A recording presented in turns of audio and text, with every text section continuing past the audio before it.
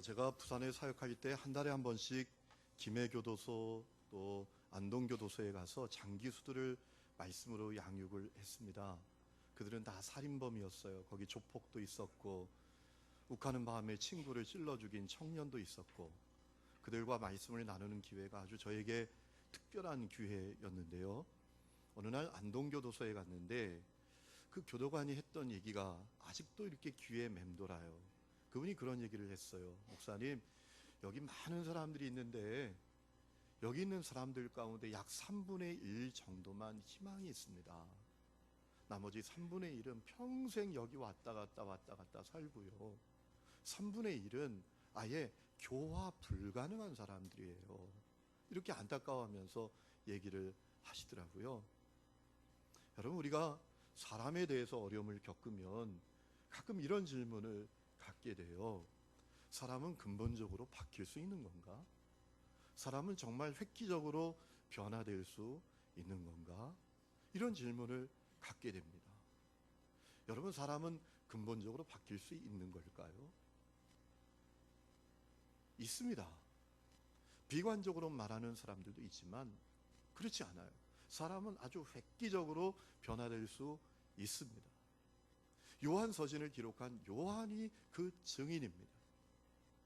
여러분, 요한은 주님께 사랑받는 제자였지만 원래 그는 아주 자기밖에 모르는 이기적인 사람이었어요. 예수님께서 제자들과 함께 십자가의 고난을 위해서 예루살렘으로 올라가시던 중에 요한이 야고보와 함께 슬며시 예수님께 와요. 그래서 청탁을 합니다. 앞으로 청탁 조심해야 합니다. 김영란법이 통과돼서 3, 5, 10 얼마나 감사한지 거기 목회자가 안 들어가 있다는 게 감사하더라고요.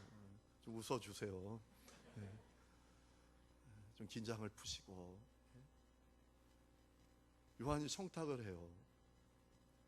예수님, 주의 영광 중에 우편과 좌편 아시죠? 우리 여러분, 그럴 상황입니까? 다른 제자들도 있잖아요. 요한이 자기밖에 모르는 거예요. 그 일 때문에 제자들에게 큰 분란이 일어났잖아요. 제자들이 화를 냈다고 했어요. 너는 어떻게 너밖에 모르냐? 지금이 그럴 상황이냐? 막 이랬겠죠. 그뿐만 아니라 요한은 상당히 아주 다혈질적인 사람, 성격이 불같은 사람이었잖아요. 여러분, 누가복음 9장을 보면 예수님께서 예루살렘으로 올라가실 때 사마리아 사람들이 그 길로 가시는 것을, 사마리아를 통과해 가시는 것을 거절해요. 근데 요한이 어떻게 하죠? 주님, 하늘에서 불이 떨어지게 해서 이 인간들 다 불로 태워 진멸해 버리게 하시죠. 아멘? 누가 아멘 하셨어요? 여러분, 요한이 그렇게 할 수는 없는 거잖아요. 아니, 길 조금 안 내줬다고 그렇게 말할 수 있습니까? 요한이요, 정말 어려운 사람이었다는 거예요. 그래서 그를 우레의 아들이라고 할 정도였으니까요. 그런데 요한서신을 보면 그가 완전히 달라졌어요. 근본적인 변화가 그에게 일어난 것을 알 수 있어요. 입만 열면 사랑이에요. 사랑합시다. 사랑하자고요. 말과 혀로만이 아니라 우리가 행함과 진실함으로 사랑합시다. 우리가 요한일서를 쭉 읽어가고 있는데, 여러분, 이 요한일서만 해도 이 사랑이라는 주제로 요한이 얼마나 여러 번 말합니까?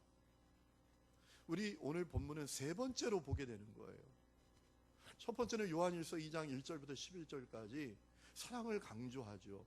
회개 그 이후에 우리가 순종으로 살아야 되는데, 특별히 사랑의 계명에 순종해야 된다.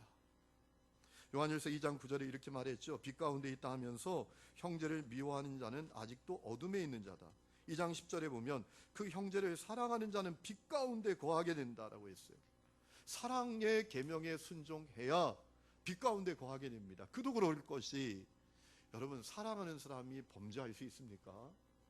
배우자를 사랑하는 사람이 배우자에게 범죄할 수 있습니까? 형제 자매를 사랑하는 사람이 형제 자매에게 범죄할 수 있습니까? 부모를 사랑하는 사람이 부모에게 범죄할 수 있습니까? 이제 자식에게 재산 물려줄 때도 계약서를 쓰고 물려준다는 거 아닙니까? 국회에서 입법화하고 있대요. 1년에 5번 이상 찾아온다. 명절 때는 꼭 온다. 여러분, 그게 신문에 날 정도예요. 구체적으로 써가지고 뭐 대략 잘한다 이렇게 했으면 안 된대요. 구체적으로 조목조목 1년에 몇 회 이상 온다, 생일에는 꼭 온다, 이렇게 써야 된대요. 그리고 공증을 받아놔야 된다는 거죠. 그리고 물려줘야 된대요. 그러지 않으면 재산만 물려받고 쳐다도 안 보는 가족들이, 자녀들이 그렇게 많다네요, 요즘. 여러분, 부모를 사랑하면 뭐 그게 필요합니까? 부모를 사랑하면 부모에게 범죄할 수 있습니까? 그 사랑의 계명에 순종하는 것이 빛 가운데 거할 수 있는 길이라 라고 요한이 말했죠. 사랑해야 된다고. 그래서 두 번째는 요한일서 3장 11절부터 24절까지 사랑에 대해서 강조했지요. 그런 얘기하죠. 우리가 주 안에 거해야 되는데 주 안에 거하고 있다는 증거가 뭐냐? 두 가지 얘기하잖아요.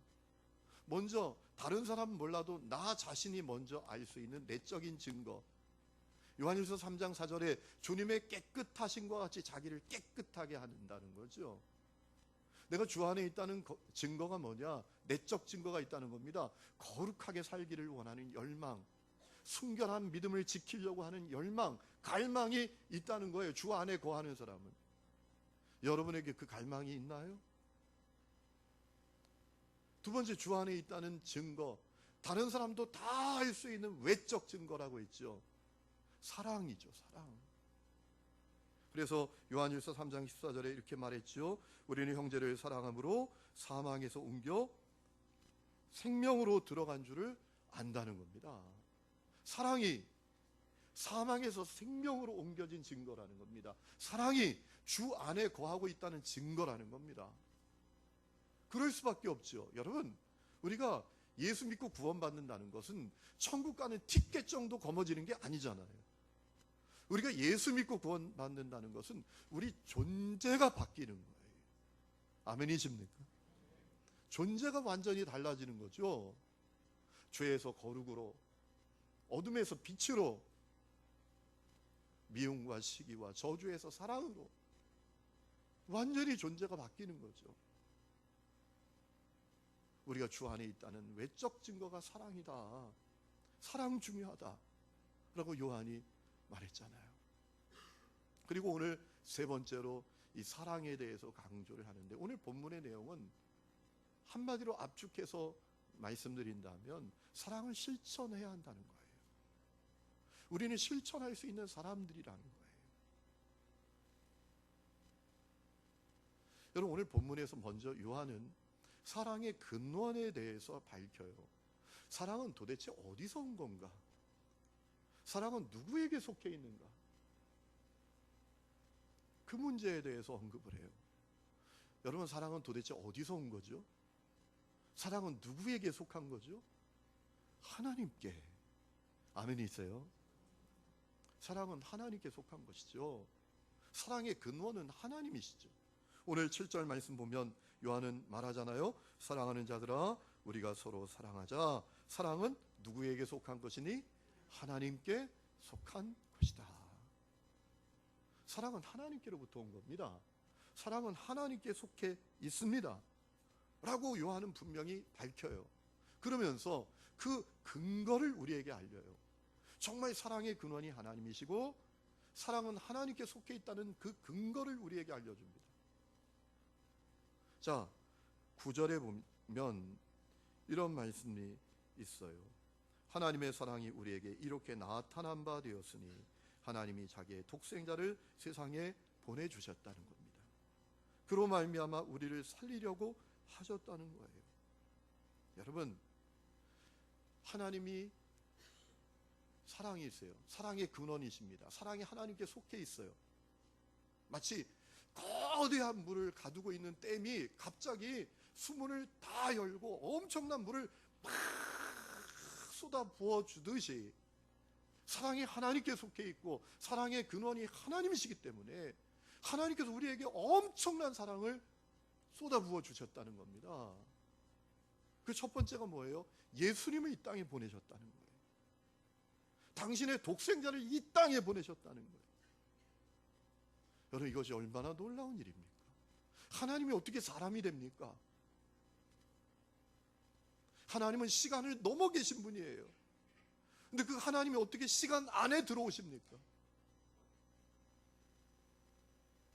어떻게 하나님이 여자의 그 자궁에 태아가 되실 수 있습니까? 하나님이 아기가 되어서 기저귀 차고 똥오줌을 가릴 수 있습니까? 놀라운 일이에요. 여러분, 성육신만 우리가 분명히 깨달아도 우리 신앙생활이 달라져요. 여러분, 생각해 보세요. 하나님이 이 땅에 오신 일이 얼마나 놀라운 일인지.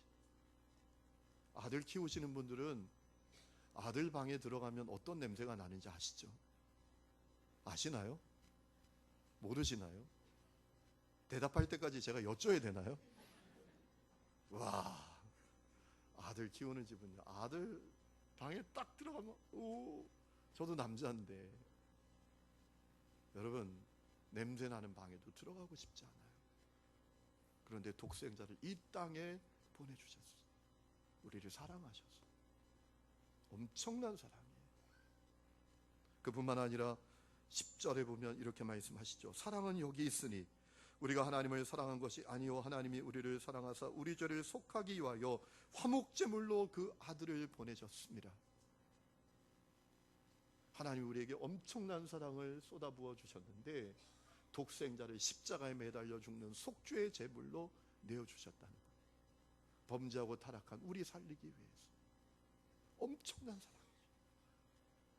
여러분 같으면 그럴 수 있으시겠어요?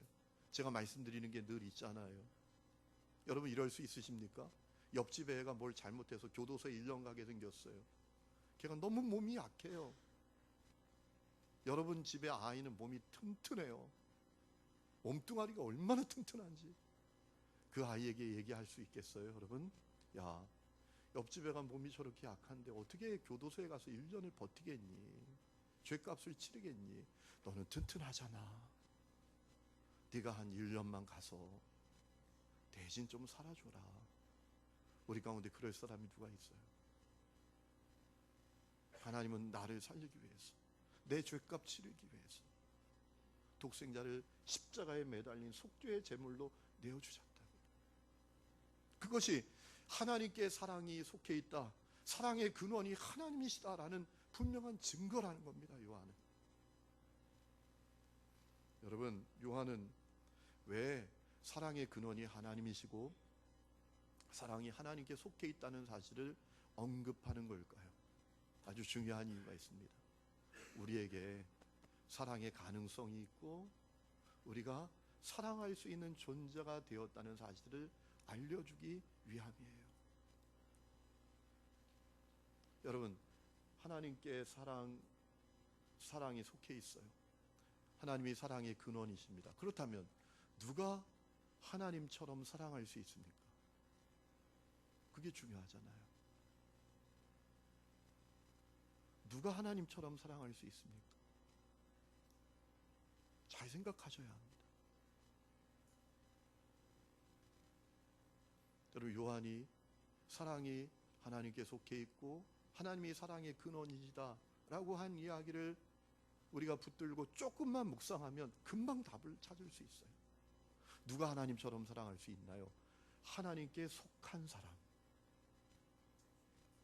하나님께 속한 사람은 하나님처럼 사랑할 수 있어요. 왜 그렇죠? 하나님께 속하면 하나님께 속한 사랑을 얻게 됩니다. 알게 됩니다. 누리게 됩니다. 여러분, 요한복음 17장을 보면 예수님이 기도를 하시는데 세 가지 기도를 하셨어요. 첫 번째는 예수님 자신을 위해서 기도하셨고, 두 번째는 제자들을 위해서 기도하셨고, 세 번째는 믿는 자들을 위해서 기도하셨어요. 요한복음 17장 28절 보면 믿는 자들을 위해서 기도하실 때 이렇게 기도하신 적이 있어요. 예수님이 내가 아버지의 이름을 그들에게 알게 한 것은 나를 사랑하신 사랑이 그들 안에 있게 하려고 한 것입니다. 이 길을 통해서 우리는 무엇을 알 수 있습니까? 내가 하나님을 안다는 것, 내가 하나님의 이름을 안다는 것, 내가 주님께 속해 있다는 것은 주님의 그 하나님의 사랑이 내게 알아진다는 겁니다. 그 하나님의 사랑을 내가 얻게 된다는 겁니다. 그 하나님의 사랑을 내가 누리게 된다는 겁니다. 제가 더 쉽게 한번 말씀을 드릴게요.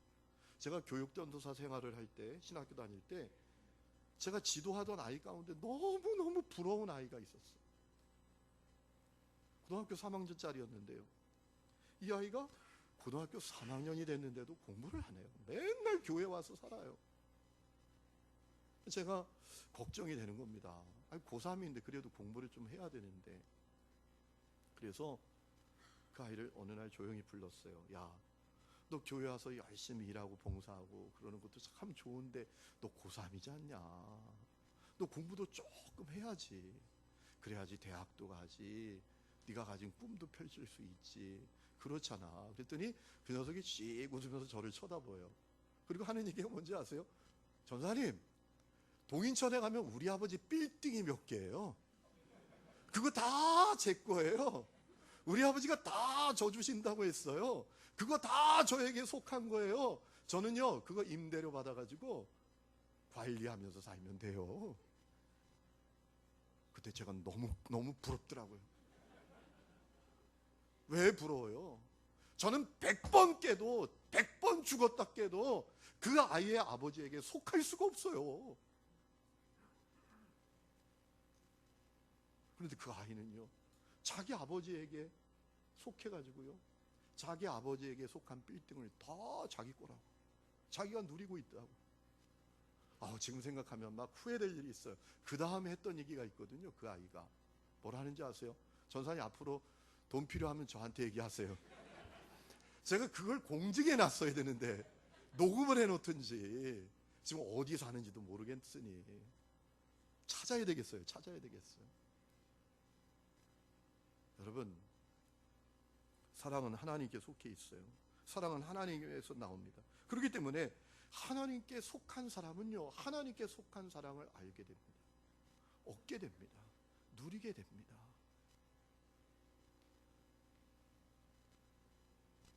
여러분, 그러면 과연 누가 하나님께 속한 사람이죠? 누가 하나님께 속한 사람이죠? 요한이 우리가 고민하지 않도록 오늘 말씀해 보면 두 가지 분명한 사실을 우리에게 알려주고 있어요. 첫 번째는요, 예수를 그리스도로 믿고 성령님이 내 안에 내주하는 사람이라고 해요. 여러분, 13절 말씀 보세요. 그의 성령을 우리에게 주심으로 우리가 그 안에 거하고 그가 우리 안에 거하시는 줄을 아느니라. 아멘. 십자가 복음을 믿고 성령님이 내 안에 거주하게 된 사람은요, 주님께 속한 사람이 되는 거예요. 주님이 내 안에 거하고 나는 그 안에 거하는 사람, 주님께 속한 사람이 되는 거예요.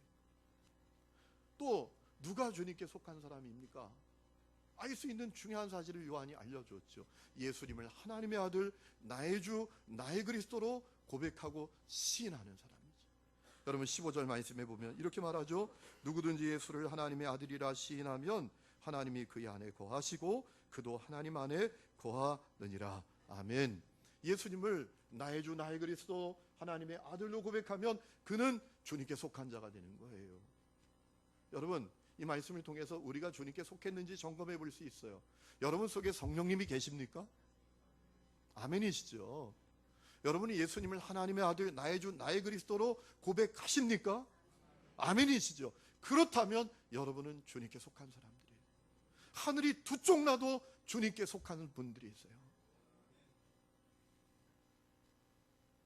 그런데 그것보다 더 중요한 게 있어요. 우리는 주님께 속한 자가 분명해요. 주님께 속한 자라면 사랑은 하나님께 속해 있기 때문에 하나님의 사랑을 알아요. 누리게 돼요. 얻게 됩니다. 사랑할 수 있는 사람이 되는 거예요.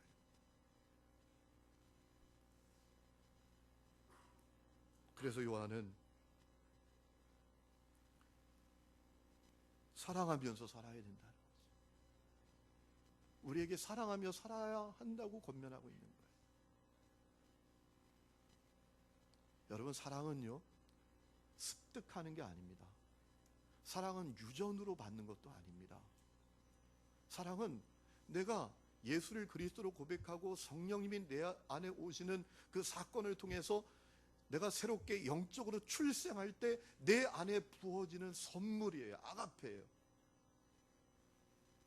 그렇기 때문에 주님께 속한 사람은요, 사랑할 수 있는 사람이 된 거예요. 여러분, 오늘 요한은 중요한 말씀을 해요.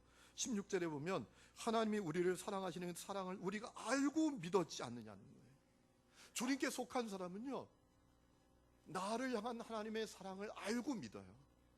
모르고 믿으면 이상한 거죠. 이게 나를 위해서 독생자까지 내어주시고 십자가에 매달려 피 흘려 속죄제물까지 되게 하신 그 사랑을 알고 믿습니다. 그 알고 믿는 것 때문에 두려움도 다 사라진대요. 심판에 대한 두려움도 다 사라진대요. 여러분, 오늘 본문 18절에 말하죠. 사랑 안에 두려움이 없고 온전한 사랑이 두려움을 내쫓나니 두려움에는 형벌이 있느니라. 여러분, 하나님의 사랑을 알게 된 사람은요, 주님께 속해서 주님의 사랑을 알고 누리고 얻게 된 사람은요, 마음의 심판에 대한 두려움이 다 사라져요. 왜? 내 죄값을 예수님이 다 치르셨잖아요. 내 저주를 예수님이 다 받으셨잖아요. 놀라운 사랑을 나에게 나타내 주셨잖아요. 그 사랑 때문에 심판에 대한 두려움, 정죄에 대한 두려움이 다 사라진다는 거죠. 여러분, 이렇게 하나님의 사랑을 알고 믿는 것이요, 주님께 속하지 않은 사람은 몰라요. 주님께 속하지 않은 사람은 하나님의 사랑을 알 수가 없습니다. 해독 불가능한 암호일 뿐이에요. 주님께 속한 사람은 하나님의 사랑을 알고 믿습니다. 그 사랑을 알고 얻고 누리며 살게 됩니다. 바로 우리가 그들이에요. 그렇기 때문에 요한은 사랑하며 살아야 된다고 우리에게 요청하는 겁니다. 오늘 보면 11절 말씀 보면 사랑하는 자들아, 하나님이 이같이 우리를 사랑하셨은즉 우리도 서로 사랑하는 것이 마땅하도다. 아멘. 여러분, 주님께 속하지 않은 사람은 사랑을 몰라요. 알 수가 없어요. 누릴 수도 없어요. 그러니까 그들에게 마땅하지 않아요. 우리는 주님께 속해 있잖아요. 우리 속에 사랑이 있잖아요. 하나님의 사랑을 알고 얻고 누리고 있잖아요. 그렇기 때문에 사랑하며 사는 것이 너무나 마땅한 거예요. 당연한 거예요. 저는 우리 삼선의 성도들이 구체적으로 사랑하며 사시기를 주의 이름으로 축원합니다.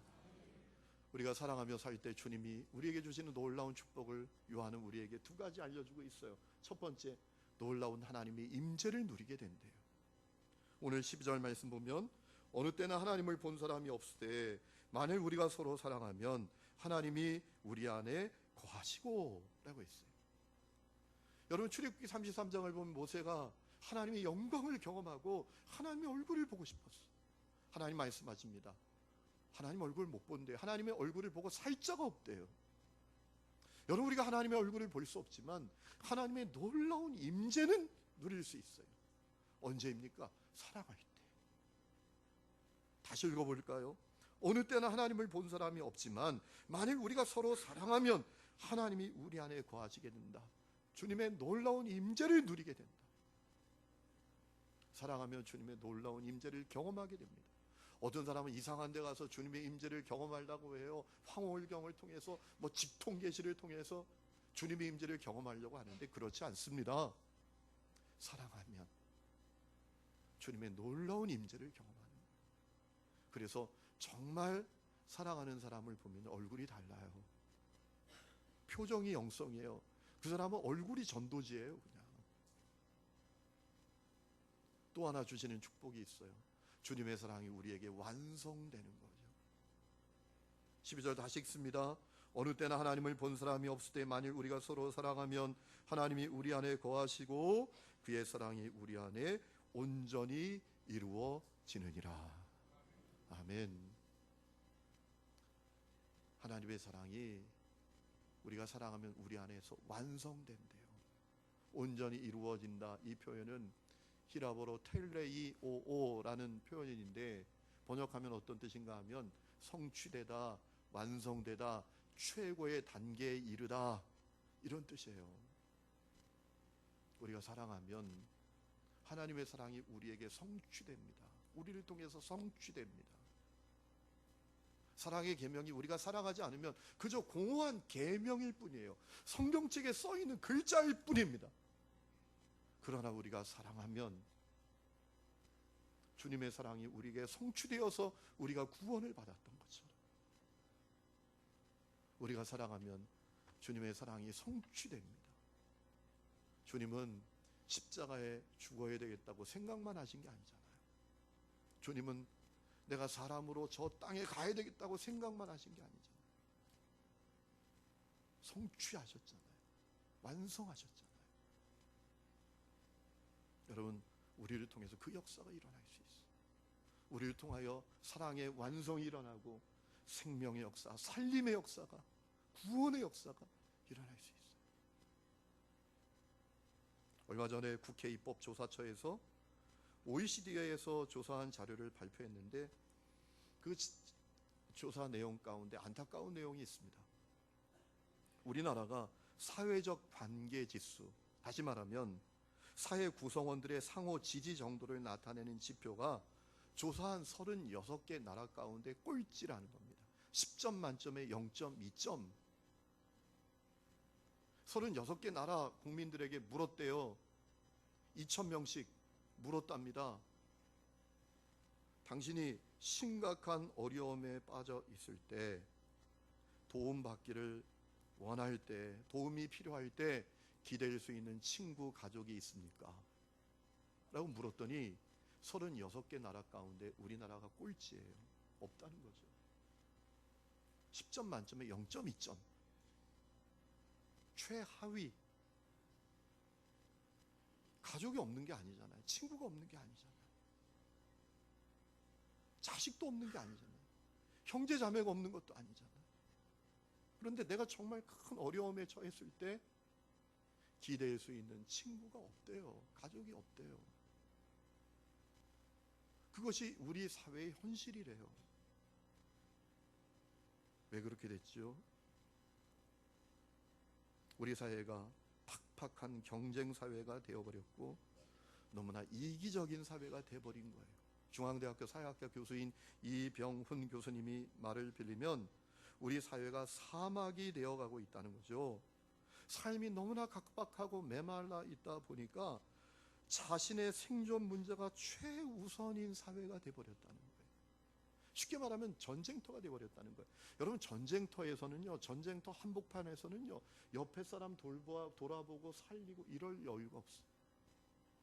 오직 한 가지밖에 없어요. 어떻게 하든지 내가 살아남아야 돼. 그게 우리 사회가 되어버렸다는 거죠. 요즘 흥행가도를 달리고 있는 영화 가운데 부산행이라는 영화가 있습니다. 무서운 좀비 영화입니다. 그런데 거기 엄중한 메시지가 있어요.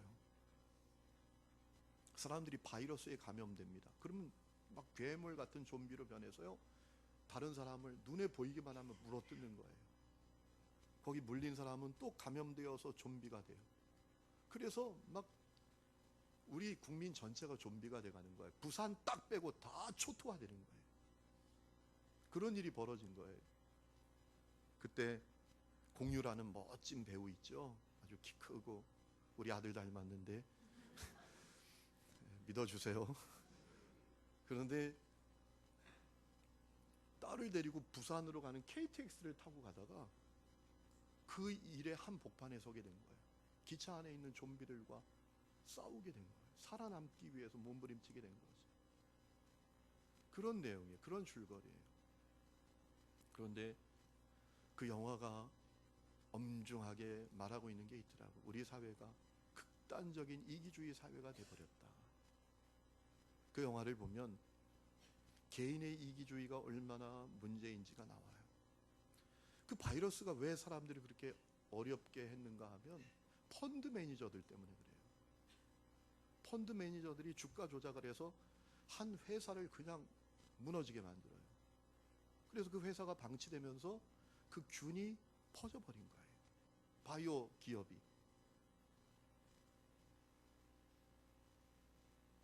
그 중심에 그 펀드 매니저 가운데 한 사람이 공유라는 주인공인데요. 그가 얼마나 이기적인 사람인지 그 영화에 이런 내용이 나옵니다. 막 좀비에게 쫓기다가 KTX에서 안전한 곳에 이르렀어요. 딸과 함께. 그때 할머니도 한번 쫓겨다니다가 막 숨을 헐떡거리면서 서 계시니까 초등학교에 다니는 그 딸이 이렇게 보고 자기가 앉은 의자에서 일어나서 앉을 자리가 없으니까 사람들이 할머니 여기 앉으세요 라고 했어요. 할머니가 앉았거든요. 그때 이 주인공이 딸을 한쪽으로 데리고 가서 막 야단칩니다. 왜 자리 양보하냐, 너만 생각하라고, 사람들이 다 그렇게 산다고. 그래서 딸을 막 야단쳐요. 이 좀비들이요, 바이러스에 감염되면 다른 사람들을 끊임없이 물어뜯어 감염시키고 파괴시킵니다. 그러니까 그 영화가 그런 얘기를 하고 있는 것 같아요. 오늘 극단적인 이기주의가 부모로부터 자녀에게 이어지고 사람에게서부터 사람으로 계속 끊임없이 우리 사회에 이어지고 있다는 거예요. 그 영화에 국가의 이기주의도 나옵니다.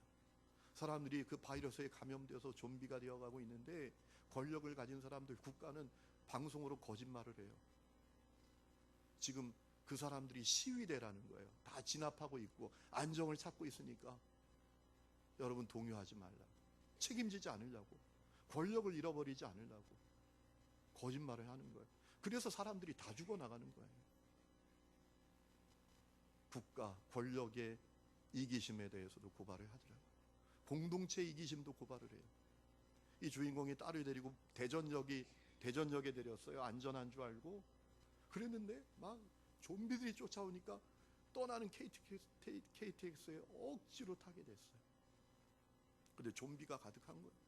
5간의 열차를 좀비가 가득한 데를 그냥 억지로 정말 극적으로 뚫고 들어가서 안전한 객차 앞으로 갔는데요, 그 안전한 객차 속에 있는 사람들이 문을 열어주지 않아요. 좀비들이 쫓아오는데 막 위험에 처한 사람들이 있음에도 불구하고, 거기 임산부도 있는데 문을 열어주지 않아요. 이기심이 가득한 사람들이 모이는 공동체가 얼마나 무서운 공동체가 될 수 있는지를 보여주더라고요. 그래도 영화가 희망으로 끝나요. 나중에 다 죽고요, 3사람 살아남아요. 공유, 그 아주 이기적인 사람의 전형, 주인공이죠. 그 딸, 그리고 임산부 1명이 살아남아요. 가까스로 좀비들을 뿌리치고 부산으로 가는 기관차에 몸을 실었어요. 그런데 기관차를 타고 보니까 거기 또 좀비 하나가 살아있는 거예요. 공유가 임산부와 딸을 지키기 위해서 막 그 좀비와 싸우다가 주인공이 좀비에게 목을 물리고 말아요. 괴물로 변해가는 거죠. 그때 놀라운 사실은요, 그 주인공이 자기 딸과 임산부를 물어뜯지 않고 기차 아래로 자기 몸을 던져버리는 거예요. 희생했던 것이죠.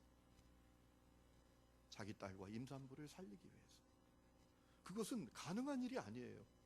바이러스에 오염되면 가족도 친구도 못 알아봅니다. 그냥 돌변해서 물어뜯기 시작하는데, 이 주인공, 그렇게 이기적이던 그 공유가 그 임산부를 살리고 딸을 살리기 위해서 자기를 기차 아래로 던져버리게 되는 거예요. 그 영화가 주는 메시지가 있더라고요. 사랑이 이기심을 극복하게 만든다는 거죠.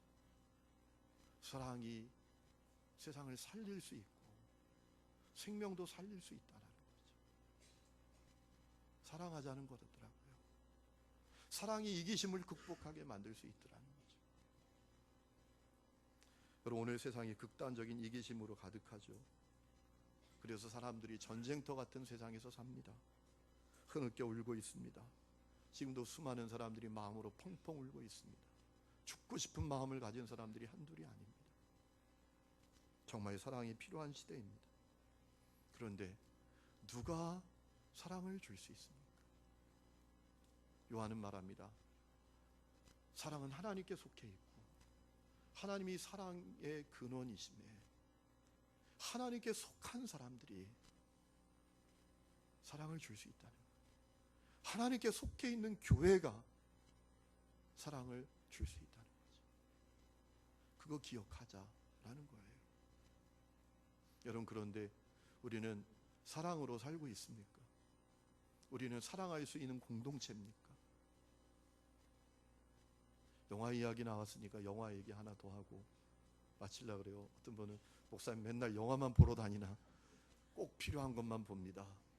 왜냐하면 제가 세상을 바라볼 수 있는 창문이니까요. 얼마 전에 나온 영화 가운데 나의 산티아고라는 제목의 영화가 있어요. 그 주인공의 자전적인 소설을 영화화한 내용이에요. 이 주인공 하페라는 이름을 가진 사람인데요. 독일의 유명한 코미디언이에요. 부와 명예와 인기를 다 거머쥐고 있는 코미디언이에요. 그런데 어느 날 공연을 하다가 쓰러져요. 큰 수술을 받고 회복했는데 의사가 말합니다. 당신 무조건 쉬어야 된다. 일 다 그만두고 쉬어야 된다. 그렇지 않으면 당신 죽는다. 그래서 이 사람이 이제 집에서 쉬는 거예요. 근데 여러분 아시잖아요. 쉬는 게 힘든 사람들이 있어요. 저도 그 가운데 하나인데요. 제 아내가 저한테 맨날 당신 일 중독자라고 막 그럴 때가 있는데 쉬는 게 어려운 거예요. 쉬는 게 이분이 막 쉬는 게 너무 진력이 나고 무기력하고. 그래서 어느 날 딱 결단을 합니다. 내가 산티아고 순례길을 걷겠다. 그 아내에게 이야기합니다. 내가 820km 산티아고 순례길을 걷겠다. 아내가 깜짝 놀라요. 당신은 어떻게 그 몸으로 거기를 걷느냐고. 당신 그냥 며칠도 못 걷고 큰일 날 거라고. 근데 이 사람이 이제 고집을 부리고 820km 길, 프랑스 남부에서 스페인 저 끝에 있는 산티아고까지 그 순례길을 걸어가는 거예요. 두 가지 목적이 있었어요. 첫 번째는 자기를 찾는 거였어요. 두 번째는 하나님을 만나는 거였어요. 하나님을 찾는 거였어요. 그는 원래 교회 다니는 인물이에요. 근데 어릴 때 자기 어머니가 자기 어린 나이 때 세상을 떠났어요. 그때 교회로부터 큰 상처를 받았어요.